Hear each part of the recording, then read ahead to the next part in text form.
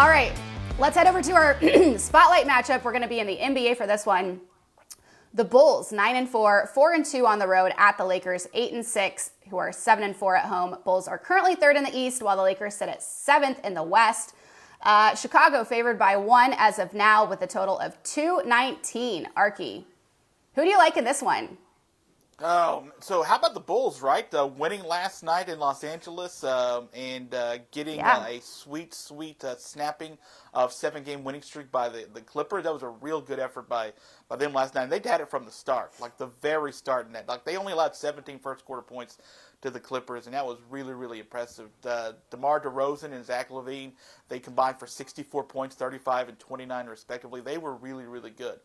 But also good were the Lakers, right? The Lakers won against San Antonio and covered the spread and had 4 of their 5 starters have at least 14 points last night, including Anthony Davis, I should say yesterday afternoon, including Anthony Davis, who had 37, I think, in that game.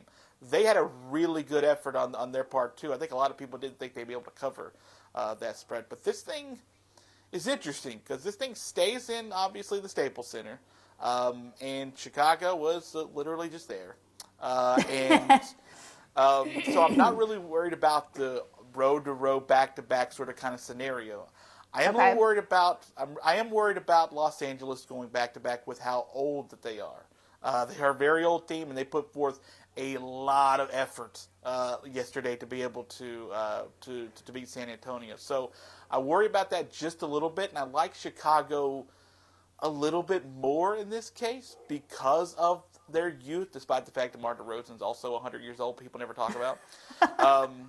But despite that, I think I'm looking more for the total in this game because both teams are 3-1 against the spread in their last 4 games, and both teams are 3-1 in their last four games.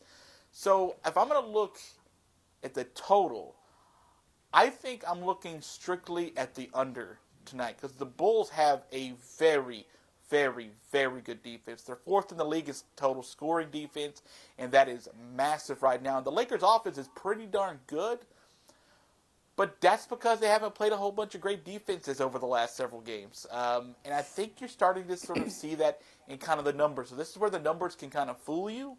So I think I'm going to take the under tonight for the Lakers and the Bulls. Even though the spread looks tasty, I'm going to say that I'm not going to get back-to-back great performances out of that starting lineup for the Lakers, and I think this game goes comfortably under. Well, you're probably smarter than I am because I am going to take the spread here. Bulls leading rebounder in Vooch will be out for the Bulls. LeBron is still out for the Lakers along with Austin Reeves and Kendrick Nunn. Here's the deal. Lakers are 4-9 against the spread this season. Bulls are 9-4. Lakers, as you said, coming off that big win over the Spurs and will be playing in a back-to-back heading into Monday. But so are the Bulls, as you just said, over the Clippers. So what's one to do? I'm leaning the home team here because they're both in the same situation. Probably stupid since it's the Bulls, but I like LA +1. So crossing my fingers for the home team, hoping those old guys can get it done tonight.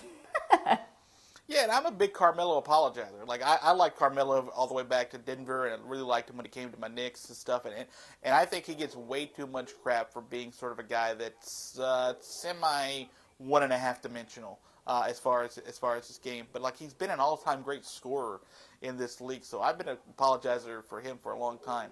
And I like the fact that he's still able to play really effectively and at a high level for the Lakers. So part of me roots for Carmelo itself, but the bigger part of me roots for my wallet, which is going with the underscore.